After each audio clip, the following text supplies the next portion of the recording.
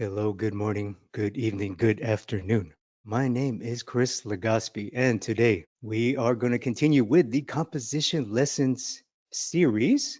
In this episode, we will discuss a very old and little known book called Composition, simply called Composition. It does have a subtitle.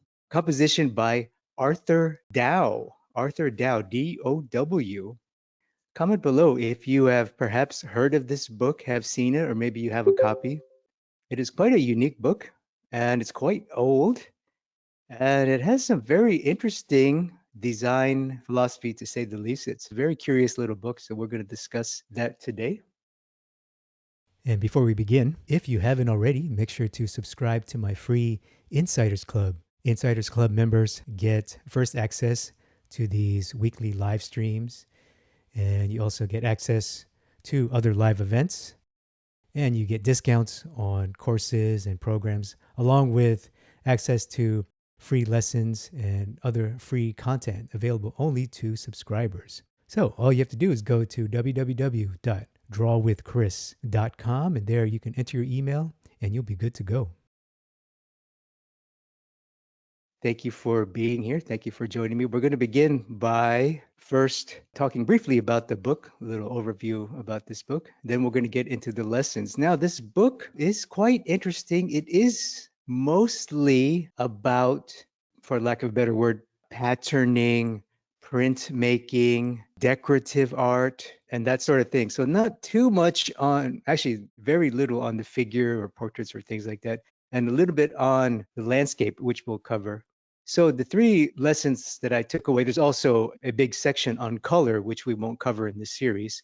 So here are the three lessons we're going to talk about here: the core principles, subordination, and notan. And then we're going to do a lot of drawing together in our draw along and in our demonstrations. And before we begin, comment below, where are you located? Where are you watching from? And what time is it for you? I am currently in Thailand, and it's Saturday morning for me. So hello and welcome to all of you joining me from various parts of the world. Today we're going to look at this curious little book, and here's the full subtitle: Composition, Understanding Line, Notan, and Color, written by Arthur Dow. And I found a few versions online, but I believe this book was first written in 1899. My goodness, over 100 years ago. So it's a very old and curious book. And here's a beautiful quote from the book: Composition, the building up of harmony, is the fundamental process in all the fine arts. I hold that art should be approached through composition rather than through imitative drawing. And we'll talk about what he means by that, but this part of the quote is worth repeating. Composition, or building up of harmony. In other words, if you want harmony, harmony is created in composition, so that's good. And he also says that I hold that art should be approached through composition, meaning art should be approached through composition first. In other words, you should consider, when you're making pictures, the first thing to consider is your composition. So that is a very wonderful statement. Now here he talks about composition rather than imitative drawing. Now, what does he mean by imitative drawing? Comment below. Do you know what he means by imitative drawing? Well, he is talking about representational art, realistic art, which is, as you know, if you're watching this, you're probably just like me. You like to draw things. You're a realist. You like illustration. You like my work. You study in New Masters Academy, things like that. So here he calls it imitative drawing, which is, in English language, it is a bit of a dig. He's kind of downplaying, he's kind of talking a little bit of crap about realism, right? Now, you're like, why would he do that? Well, this book was written in 1899, and Arthur Dow was a college professor. He was professor of fine arts at Columbia University in New York in America. So Arthur Dow wasn't a professional illustrator like Loomis. He wasn't a professional painter like Edgar Payne, like some of the books we covered. He wasn't an entertainment professional like the author of Framed Ink, Marco Maestre. He was a college professor. He was an academic. And his school was Columbia University, which is not an art school. Columbia University is in the US, it's a very high-end Ivy League type academic institution. So this book was written by a college professor. So that really surprised me because, I was doing research for this series. I wanted to find important composition books.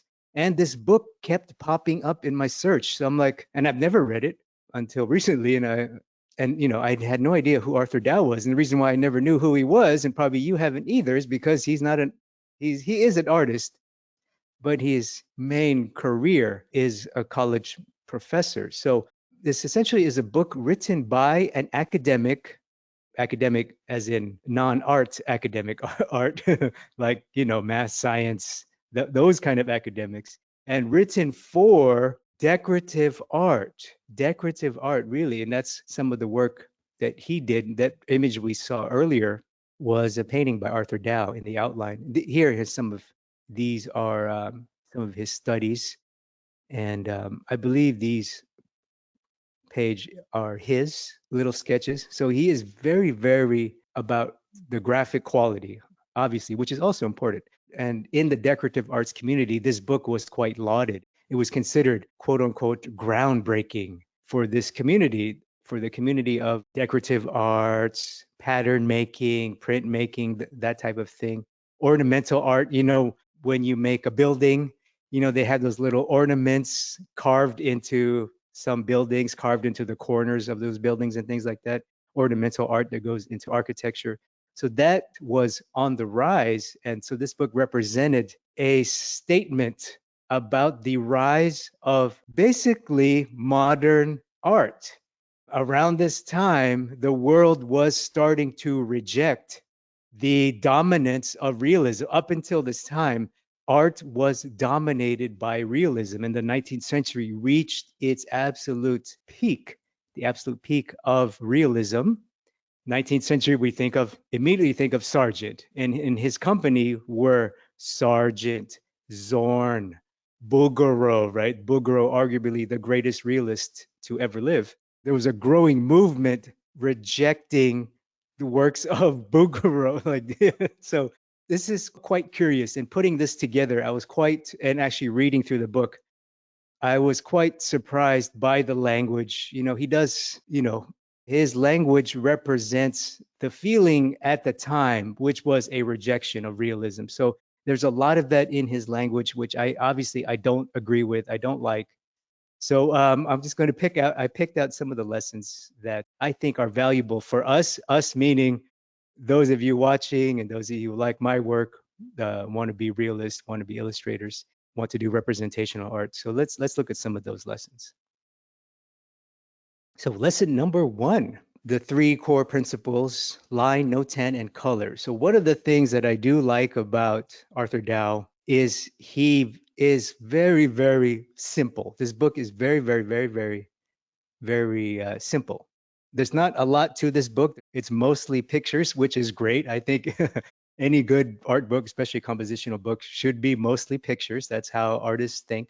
And this is no exception. And one of the things that he heavily emphasizes is the simplicity. And from what I read, is that he distills harmony in pictures into 3 things: line, note 10, and color. And that's great. Any expert understands that, especially experts in picture making, understand that making your work simple gives you a greater chance for harmony, because we all want harmony. We all want our pictures to look great and to be attractive. So, and the more stuff you put in, the more chance you can muck it up and mess it up. So we don't want to do that. We want to keep things simple. And Arthur Dow stresses that quite a bit, which I like. And he really distills art making, picture making into 3 things: line, note 10, and color. Line, obviously, we know, of course, we know. Anyone watching right now knows line. If you like my work, you probably also draw like me. You like line drawing. So line is important, and we talked about that as well. And he mentions the balance of line and using opposing lines and repeating lines and those principles. So line, of course, no tan. Comment below if you have heard of no tan or no tan, or maybe have a brief understanding of no tan. No tan is a curious word that comes up a lot in compositional talk, and it's basically black and white. It's a Japanese word. It comes from Japanese philosophy. It just basically means light, dark, black, white. That's how we interpret it. So no gray, basically. Dark masses against light, black masses against light masses. No gray, period. That's no tan. And Arthur Dow, there's a huge chunk of the book is dedicated basically to no tan art, and that's fitting because decorative and ornamental art all begins with line and ink. And of course at this time, 1899, when this book was written, there was no Photoshop. Obviously you had grays, but to create ornamental art you had to use basically ink drawing, printmaking, and things like that. So very limited ability to make grays. Doesn't make sense that he stresses line and no tan. And obviously color is another thing that we're not going to get into in this series or today. But here's some examples of color harmony, and you can see color harmony. And one thing I like about Arthur Dow is that he also says you cannot achieve color harmony until you achieve harmony in notan or value, which is absolutely correct. So in essence, if you look at these, in essence, they are essentially very muted, meaning not that much saturation, but very graphic, right? Very graphic, very limited color, and very sound or harmonious value design. If we look at these in black and white, the value is very clear and simple, black, white, and a little bit of something in between, the gray. So keep things simple. And of course, Arthur Dow, being a renowned lifelong college professor at a very prestigious school, he also stresses that. Now, lesson number 2, subordination, which is another word for grouping. And of course, if you know me, if you've watched this series, if you watch any of my videos, I talk about this till I'm blue in the face. Grouping of masses. We know you cannot compose well with scattered stuff. You need to eventually group some of your masses to make your picture make any sense at all, to be harmonious. So here's a beautiful quote from the book. Grouping can be brought in as a help in arranging sizes and shapes. There is a certain beauty in the contrast of large and small. It is the opposite of monotony. So I love this quote. There is a certain beauty in contrast of large and small. There's that word again. Oh my goodness. Large and small, big masses, small masses. We talked about this many times throughout this series. So that's why I wanted to bring it up again because the importance of grouping things into masses and then contrasting large masses with smaller masses. That is the game right there. If you could do those two things well, your pictures, and you practice that with many different elements and things, your pictures are going to be very, very harmonious. So no difference here. Arthur Dow stresses the importance of grouping. He calls it subordination, and also the ability to contrast your big groups with your smaller groups, as you can see in these diagrams here of landscapes. He calls them proportions. And as we know, good proportions equals harmony, which is what we're all after. Lesson number 3, no tan, of course. No tan is a big part of this book. No tan comes from Japanese philosophy. It means black and white, light and dark, or black and white. No grays, just beautiful, simple design and arrangement of dark things, light things, dark masses, light masses, right? Subordination, big dark groups against less small light groups, big light masses against small dark masses, no tan. And here are clearly some beautiful examples of wonderful pieces. And you can see here on the right, he uses the same exact landscape with various combinations of light and dark or no tan. So that's a wonderful exercise. We're going to do some no tan exercises today. The reason why you hear about it so much is because it is again, just like what Arthur Dow calls subordination, grouping, simple values is one of the core pillars or core foundations of harmonious composition. Just like we can't have scattered shapes. If we have scattered or spotty values, and Arthur Dow does mention the danger of spotting, he calls it spotting, spotting, spotting, which is basically means random unorganized pieces of value everywhere, which, if you follow my videos, I talk about that quite a bit. If you've taken one of my classes, I talk about this quite a bit. You always want to group your dark masses. I didn't invent that. As you can see, it was written about over 100 years ago. It is a part of life as a picture maker. The ability to see, recognize, and to execute simple grouping of your darks and your lights. Okay, now let's do some drawing together. We're gonna do a draw along. What I'm gonna do is a couple examples. I'm gonna do one first, just so you can see, and then we'll do some together here. We're gonna do two value master study. We're gonna do a no-tan, and this exercise is actually in the book. One thing good about this book is that there's a lot of exercises in the book, a lot, which is great. And he stresses the importance of exercises, of repetition, of practicing these principles, which is great. Like I always say, composition is a muscle. If you want bigger muscles, you have to put in some reps, just like in the gym. So let's get our reps today. And very simple, represent a master work with only black and white masses. Represent a master work as no tan. Very, very simple. Here's some examples by Arthur Dow. Let's do that today. Okay, to value master study number one. Comment below. Do you know who painted this? It's one of the most famous paintings in history. Of course, it's the great Monet, the great Claude Monet, the water lilies. So I'm going to do a little no-tan study. First, I'm going to match his aspect ratio.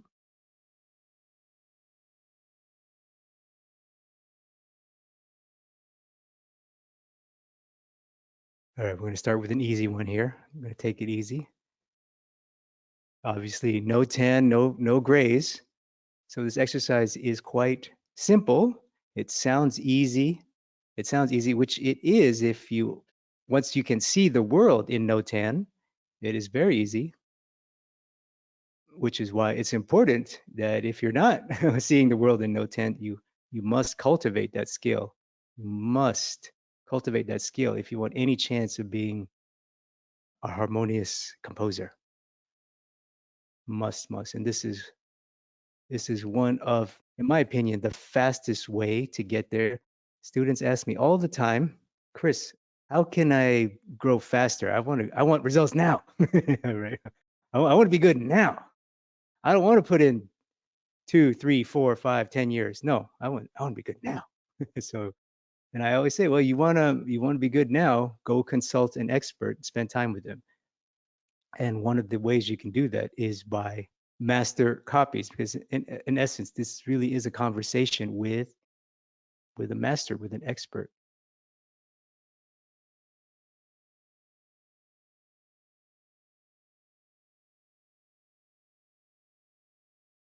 All right, clearly the water is the dark, obviously. I know my paper is not white. I'm gonna adjust that in a minute.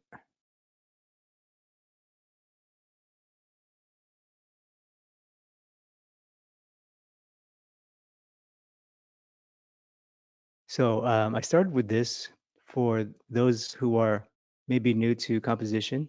First thing you have to see are, where are my, what are my masses? And that's number one. So start with the obvious. There's a lot of obvious no tan here, right? Clearly the water is very, very dark. Even though it's colorful, because it's colorful, it looks brighter than it is, but it's very, very dark actually.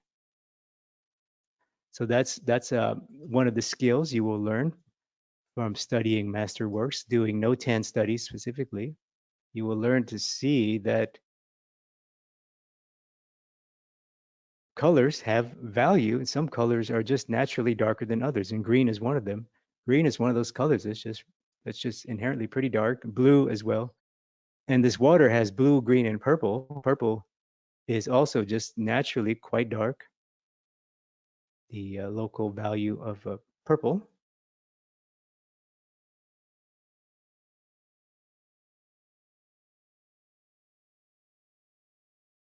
And then another reason why I wanted to start with this is because this is very easy to practice.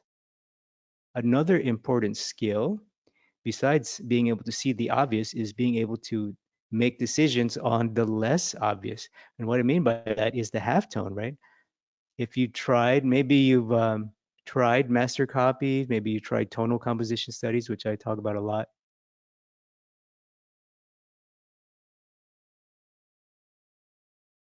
Maybe you're new and you want to start to improve your composition, but you don't quite know, you don't feel confident in your value observation skills. The thing that is also valuable to you in the long term is the ability to group. Remember, subordination is what Arthur Dow calls it. To group a shape that's clearly not bright enough to be grouped with the darks, and not bright enough to be grouped with the lights, and not dark enough to be grouped with the darks. In other words, the half tone. What do you do with the half tone? And that is really up to you, up to your interpretation. I always say, do the thing that makes the picture look better or more clear. For me, clarity is better. I'm all about the clarity. So do the thing that makes the picture more clear. For me, that in this particular instance, it's making things that read like little elliptical shaped water lilies sitting on a pond of water. I'm not too successful right now with that. I'm not too successful right now. It looks like a big old mess, but I'm going to fix that now.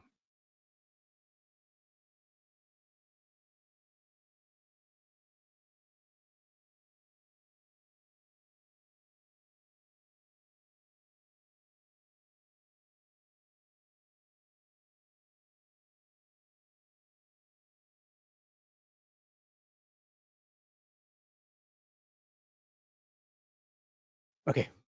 So what I was saying is halftones. So you see, for example, this little guy right here is clearly much brighter than the water around it. So that tells you, okay, that's an easy one. That's clearly going to be a white shape, which I didn't include. Did I include that? Oh my God. It really, there it is. And then now here is a case where it's not so clear.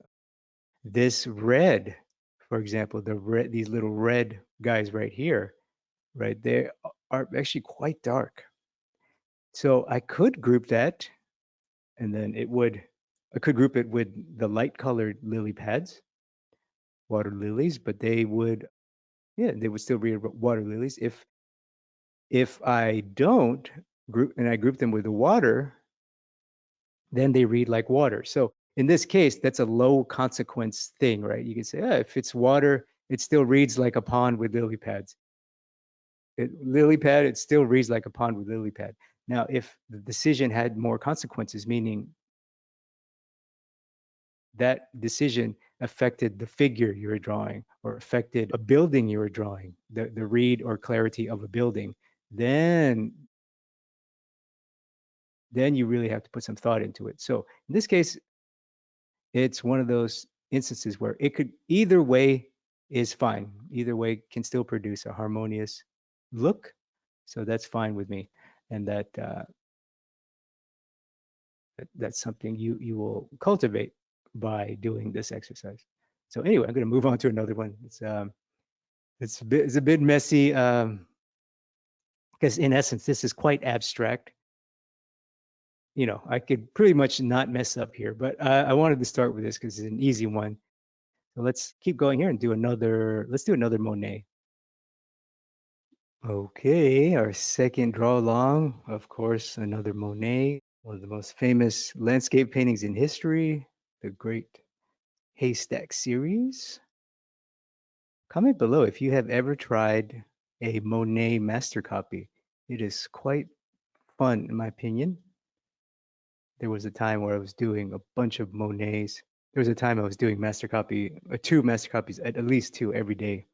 Felt like 10 years, but probably closer to a 5 year time period.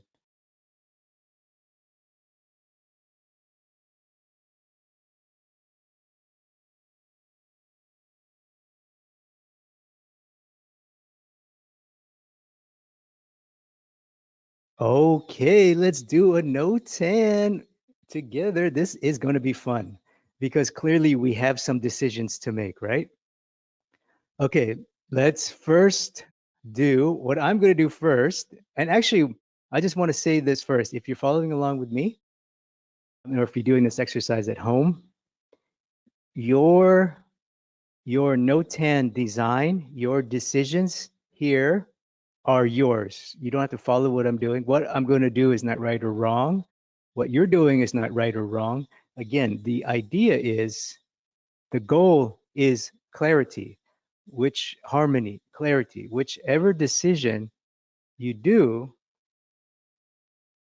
is neither right or wrong, but your decision will affect the clarity. And if it affects it in a good way, meaning makes your picture more clear, that by definition is a good decision. Now, if you make a decision in your no-tan exercise and it makes your picture worse, makes your picture less clear, then that by definition is a bad decision. So it's not right or wrong, it's just some decisions are going to be better than others.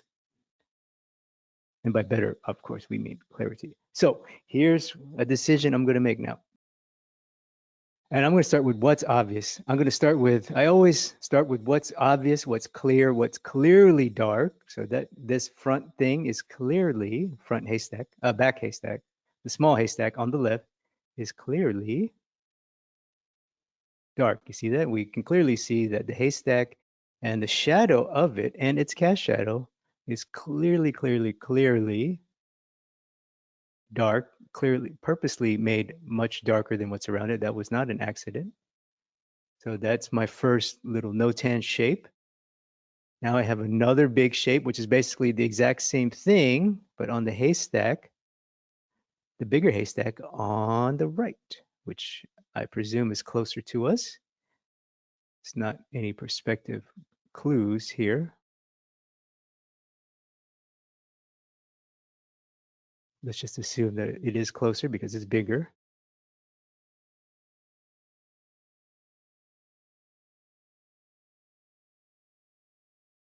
Which is a compositional principle we talked about in other videos, scale.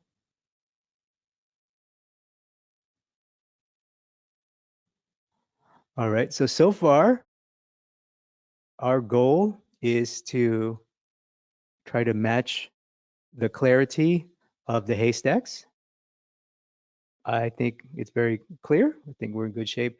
Now, friends watching, now is the time where we're going to grow our compositional muscles. We're going to earn, I say, now is the time we're going to earn your money because this is a tough decision to make. What do we do with this big old mid-tone and dark shape? This shape is mid-tone and darks. You see that? This mid-tone mountain thingy? What do we do? What do we do? Well, let's try this. Oh, now this is my decision, and your decision could be, you know what? I'm going to group those trees with the sky. And that's, again, totally valid. Now here's a decision that could ruin the read, the clarity of the front haystack, of the big haystack. Let's see if it does. And I would argue right now it's not. So there you go. That's my little notan sketch. How did you do? Did you did you group these midground shapes with the sky and the ground, or did you feel that they should be made darker? Maybe you made the whole field dark. Did you do that? That is totally valid because that is a midtone, and by definition, midtone can go either way in a no-tan design. You could have done something like that, right? Did you do that? That actually reads pretty good too. So that is not a bad decision. Okay, let's do one more, and this will be a sergeant. Okay, our final draw along is by the great Sargent. This is one of his watercolors. It looks like, I could be wrong, but this woman looks like a female figure. Isn't that amazing? How it's basically a scribbles, one, two lines and some scribbles of paint, and it looks like a woman reclining on the beach. That is incredible. But anyway, it looks like this character, this figure, is wearing what appears to be some sort of long robe. To me, feels Middle Eastern, Arabic type clothing. And Sargent did spend a lot of time in Morocco. So I'm not quite sure if this is one of his Moroccan series. Besides that, let's do a two value together. So let's quickly look at what we have here. Comment below. Do you see the two value structure right away? Do you see it? I see it. It's very clear and simple. In fact, I don't even need to draw. Normally, I like to draw with line to get a little bit more precision. But this one is just clearly that. You see that? This picture is 80% light mass. So that is also a valuable thing to practice and cultivate, is the ability to compose a harmonious picture, in this case, a landscape, with mostly light masses. You see that? And that is not intentional. Those of you who love Sargent or big fans of his, maybe you may not know intuitively, but you know that Sargent is what's called a tonalist. He's a world historically great master tonalist, meaning he's a value first realist. He's a realist. He's generally known for his portraits, indoor painter that is value, that value is one of his core philosophies. That's pretty much it. Now, we can have a little bit of fun with some small shapes. Remember the idea of subordination that Arthur Dow mentioned. Subordination, in other words, big masses against small masses, right? And here you go, big masses against small things. So here we have a big mass of a light field. So we can play with these little dots of footprints, little details. And these are all up to us. We can interpret some as dark. We can leave some out and interpret them as the light mass. So that's up to us. So what I'm going to do is just kind of just hint at them. Then I'm going to hint at this little figure just for some fun. I'm not going to draw any details at all because that's not no-tan. No-tan is just shapes. And no line, just masses. And that's about it. That's about it right there. That's an interesting little play. And again, this is not by accident. Sargent understood, he is a master composer. He's a master of everything, really. That's why he's one of the greatest who ever lived, greatest artist who ever lived. And he understood the principle of counterbalance or subordination. Here, putting a small thing in a large field creates massive counterbalance. So how did you do? This one's very easy, very simple, very fun. So if you're new to composition and you're doing this exercise and you want to do more, definitely choose ones like these where it's very obvious and very clear where the dark masses are compared to the light masses. So that's very clear. So this would be great for practice. Okay, let's do a demonstration together. And this is, again, one of the assignments in the book. What we're going to do is we're going to create a landscape composition sketch with only two values. So a no-tan landscape sketch This time we're going to compose one from photos, right? We're going to use our own skills to design a no-tan landscape sketch. Only two values, black and white. And what we're going to do is I'm going to demonstrate two versions. One is we're going to do no-tan with line only, meaning hatching, which is kind of fun. And also no-tan with masses, which is kind of just what we just did with the master copies. I'm going to demonstrate two, so you're welcome to draw along with me as well. First, I'll do a line only no-tan, and then we'll do masses. And here's an image from the book. You can see the beautiful way to create masses of tone, no-tan with line, which is something also covered in the book. And briefly, I just want to touch on the part of the book where Arthur Dow does talk about, again, this book heavily emphasizes a no-tan, two-value compositions, and he also stresses the beauty of line and the ability to use line because he is a pattern maker. He is more of an ornamental artist. You know, you must use line when you design patterns. So you can see here you have some examples of no-tan, meaning the dark masses and light masses using line. So this one's very curious. You can see here that these lines together imply a triangular shape of tone. So that's very, very cool. And basically he talks about how it all depends on your spacing, right? If your lines are spaced together tightly, of course, they're going to create a feeling of a dark mass, and vice versa. If your lines are spread out, if they're thin lines and they're spread out, you create more of a illusion of a light mass. Okay, here's example number one here. Beautiful, beautiful landscape.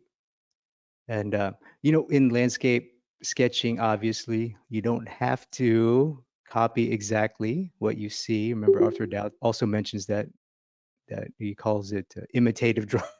That's such a imitative drawing. It's so condescending.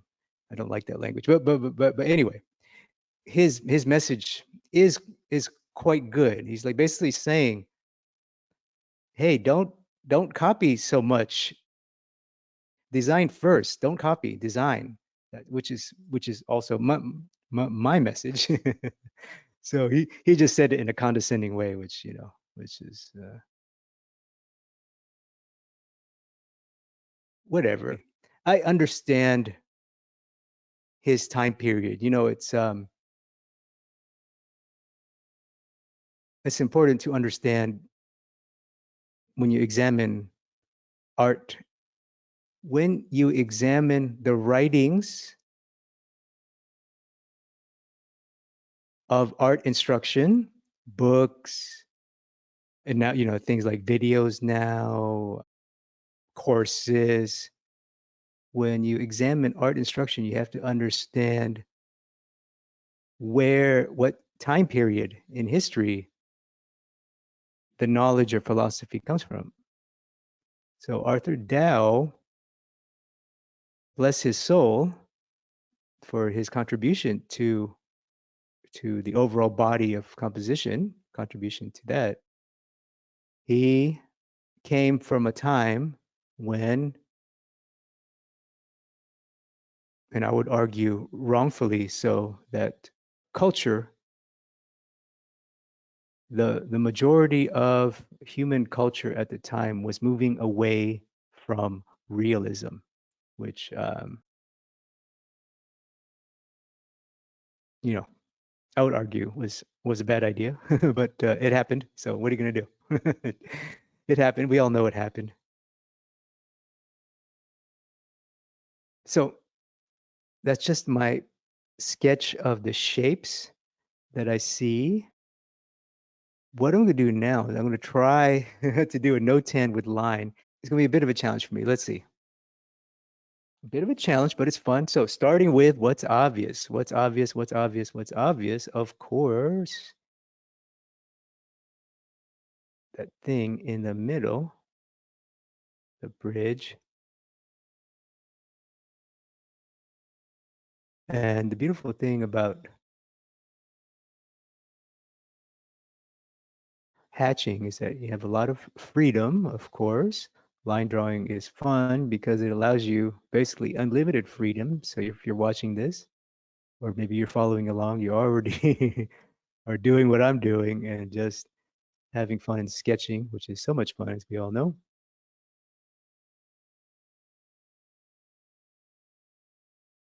And I'm so glad I'm doing this series. My main motivation for this series was to teach composition, obviously, because it's very important and it's something I care about. Number two was to maybe expose you to new ideas and books and to show appreciation for some of the greatest writings in history, in my opinion, on the topic. And then also for me to expose me to new ideas or to remind me or refresh me of existing good ideas. So this book reinforced in me the importance of notan, of the importance and beauty of simple two-value compositions. I tend to go away from that. As a movie poster artist, we need way more than two values. Although, we start with notan, we start with two values. Also, this book and what's his name? Edgar Payne, we just covered in the last video or two videos ago, is really a master of landscape sketching with line. So his ability to sketch landscape with line was really, really influential for me to see it again. You see, I'm making some decisions here. Do you agree with my decision about the water? Right now, I'm grouping the water with light. Now I got this big old decision to make with the trees and the pond, right? So here's some pond. If I leave the top of this pond, right, white, basically, right, the color of the paper in this case, but white, not black, but white, I will lose the top plane of the bridge. You see that? So that is a consequence of my decision right now. So here, I'm either going to make my sketch less clear or more clear. So this is a tough decision. What do I do? Because if I group it, my gut instinct is to preserve the top plane, which means the water has to be black. No tan means no gray. It means no tan means no gray. You're either black or you're white. That's it. So I'm going to reserve that. I'm gonna think about it for a minute. I'm scared right now. I don't want to ruin my pretty drawing on video. That's my excuse. So anyway, I'm gonna let that sit. I'm gonna let that decision sit because it has major consequences. Because well, not major, but it does have consequences. So I have to think it through a little bit. I'm gonna marinate it a little bit in the brain. Now I'm clearly here choosing to group these trees, at least on the right side, with the dark. The trees are actually quite dark, but they appear bright because they're surrounded by even darker leaves. So that green is inherently very, very dark. And notice the way I'm hatching. Notice that I'm hatching in a bit more of a crisscross, kind of almost textural way. And that is to also add a little bit of texture. Just because it's no tan doesn't mean we can't imply texture. We can't change the direction of our lines. It's really all I'm doing is making my lines in many different directions. So it's creating texture in hatching. Also, because the lines are close together, it's still creating the no tan, the black mass, the black shape. Man, this is fun. This makes me feel like I'm sitting outside. It's always very fun for me. Okay, so now I have another big decision. This massive tree. Should I group that with light? Should I group it with the dark? What do I do? What do I do? What to do? My gut instinct, my first reaction is to group it with light, dark, excuse me. So I'm going to do that now. But I'm going to design it in a way so that it kind of still kind of feels like, okay, now I know. Now I've made up my mind about the water. I'm going to leave the water white. Yeah, white. Now I'm going to mask this tree in.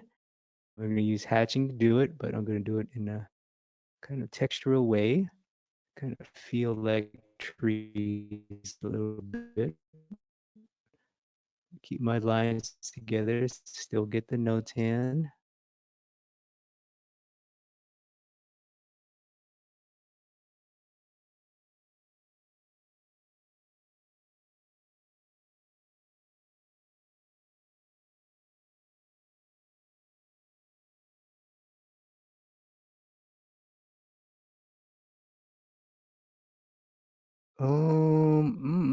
What to do, what to do. I'm gonna give myself a little bit of reflection and notice my lines are all vertical when I represent the water. So it kind of adds a little bit of read, a little bit of indication, suggestion of material, material, water. Okay, and I'm pretty much done. What I'm doing here is just adding a little bit of stuff, a little bit of tonal shapes, of dark shapes to this big mass of light on the bottom. It's a little too empty. And now this is feeling a little empty as well. So I'm going to add a little bit. Oh, look at that compromise. You see that? You see that compromise? I just found a middle ground. Remember, I was like, well, if I make the water white, I will lose the bridge, the top plane of the bridge. But if I make the water black, I will lose the trees, which I think are more important in this case. So I just found a nice little middle ground. You see that? I put a little no tan reflection. What's up, son? That's a nice one. So technically still no tan, it's technically a dark shape, but using line instead. All right, so I think that's my little sketch. That was a lot of fun to do. So definitely, and I could feel my brain like working, I feel like, honestly, I feel like I've leveled up a little bit just by doing the sketch. So definitely try this at home. This is a lot of fun. Okay, let's do one more together. It's an urban scene. This time, instead of using line, no-tan with line, I'm going to do no-tan with masses. That's part of the assignment here. So this one is quite, I don't want to say advanced, a bit of an intermediate scene. Shapes are a little bit chaotic. There's lots of perspective as well, which is always kind of fun to challenge yourself to make good perspective, freehand perspective, anyway. And this scene has got lots of decision making, meaning I'm going to have to really decide on what goes with white, what groups with dark. And boy, that's a lot of perspective. Actually, I didn't even realize. I mean, we don't have to be perfect in a sketch with perspective, but at the same time, you don't want it to look like crap. The read, because if your perspective is wonky or is off too much, it will take away from the clarity, which we don't want, right? We do. That's the opposite of what we want. We want absolute clarity.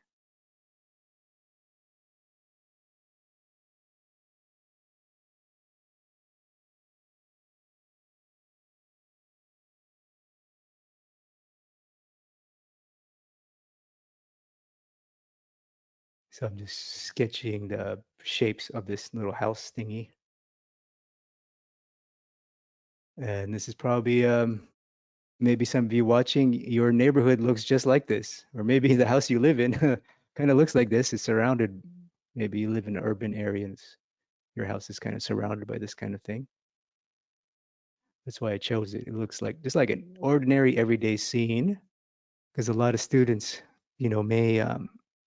may want to try landscape drawing or landscape painting, but they can come up with the excuse, well, oh, I live in the city. There's no mountains near me. I'm like, well, you don't you don't have to draw mountains and lakes all the time and forest. Urban is part urban urban is part of in my opinion, it's a necessary part of a skill set to be able to compose urban landscapes. So just because you don't live in Yosemite Park or you don't live in the Himalayas mountains, or you don't live in the Swiss Alps, or you don't live on the beautiful cliffs of Malibu, California, you can still create beautiful compositions in a city, even if your city is ugly or you don't like it. I guarantee there's beauty there if you look. This looks like an Asian city. The roof thing looks Asian. I think it's I got this photograph from Instagram. One of the photographers I follow does a lot of work in Asia.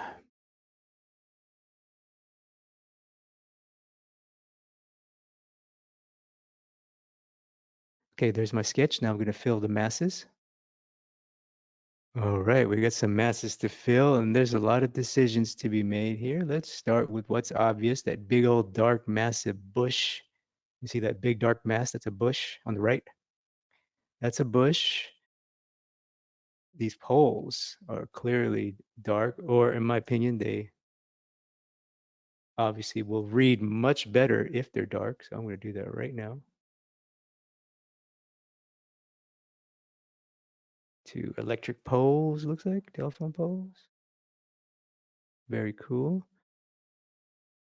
I like this like stone or brick fence this house has. I'm clearly going to make that no tan black. And I'm going to be a little bit sneaky and cut out some detail. Look at that. Some kind of wall decay detail, right? As long as the overall mass reads like a black thing, wall in this case. The roof clearly dark, and it's clearly against the sky, much darker than the sky. So that's clearly got black. So far, so good. In fact, the moment I put that roof in, we immediately see a city scene because we had the roof, and then watch when I do this. Boom, a little trick there, electricity thing, wire, electric wire.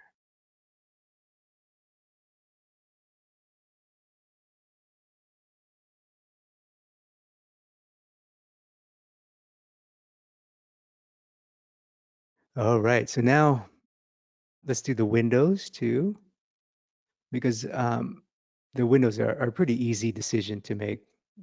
The building is going to be light because I want the roof to read really strongly. So I'm going to keep the building light. And of course, I can always cut out or add the details of the roof, the details in the windows. I could do that, but for the sake of time, I'm not going to do that.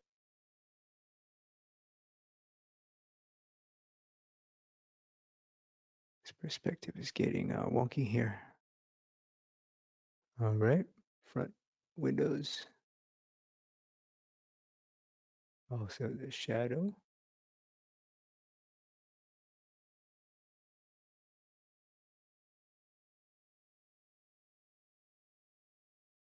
Wow, this is really fun. I feel like I'm sitting outside now, which is something I used to do. I used to do this exact thing in my sketchbook. Virtually every day, I would go outside and either sketch or sketch like this, or do landscape paintings, which are also very fun. But in a way, this is a form of landscape painting because you painting basically with marker or black, right? And a landscape really is a good landscape. One that's composed well is essentially a sort of an abstract, no, almost no tan design, really, if you think about it. Okay, we got some small shapes back here. I gotta be really careful with those.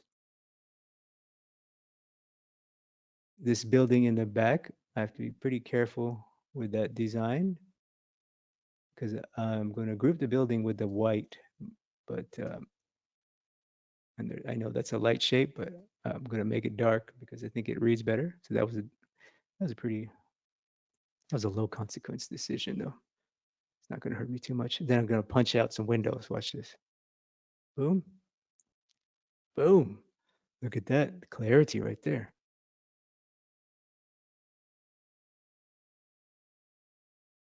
Okay, so this area is a bit confusing.